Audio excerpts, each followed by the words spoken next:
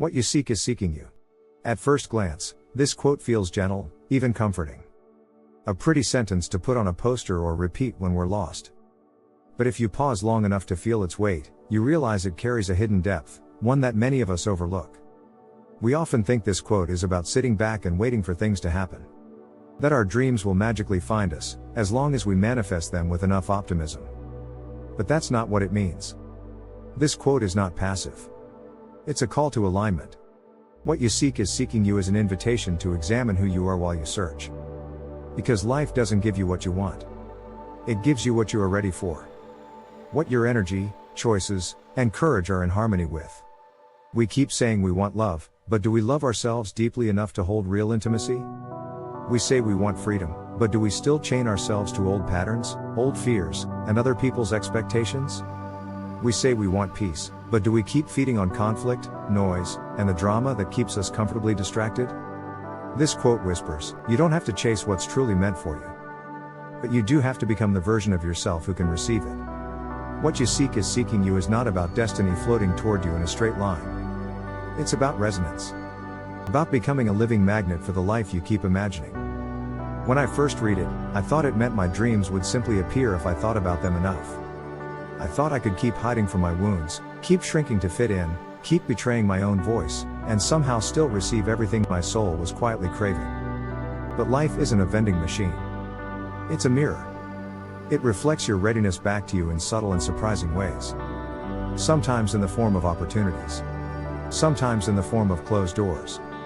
Sometimes in the form of a person who challenges your deepest fears.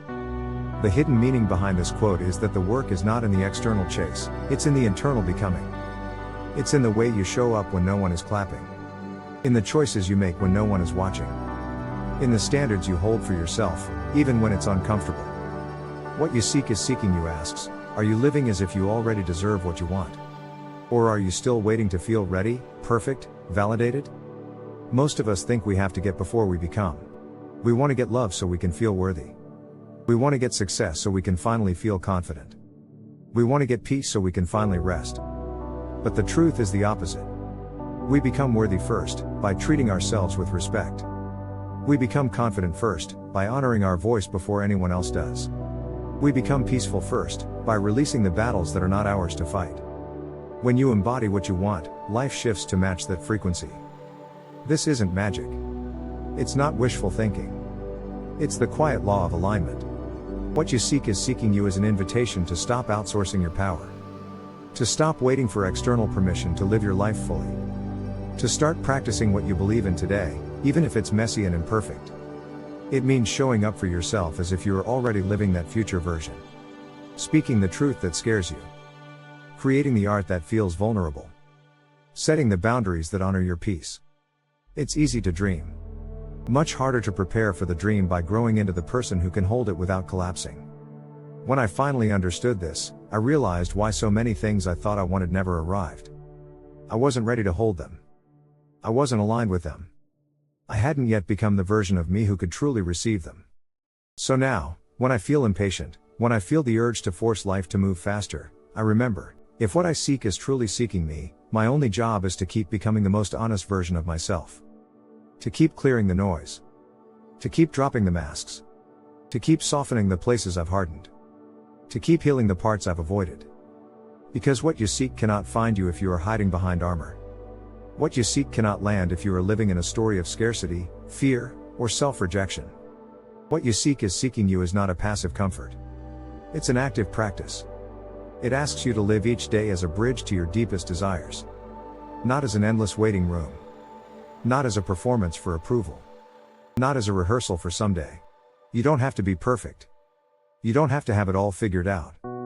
You just have to be in motion, honest, courageous motion toward what feels real.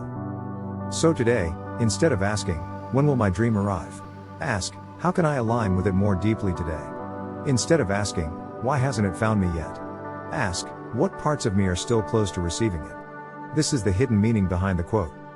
A gentle but firm push to become, not just to wish. To align, not just to chase. To embody, not just to envision. And when you do this, you might notice something surprising. The urgency softens. The chase quiets down.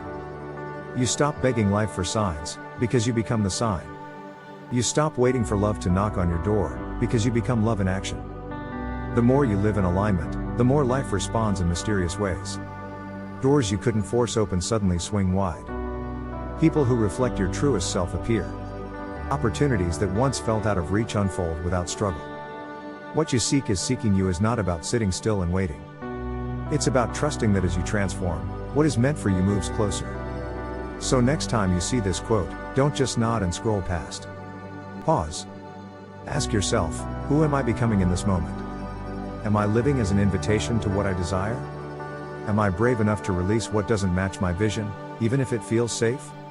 Because at the end of the day, life isn't about finding something out there. It's about remembering what's already within you, waiting to be lived.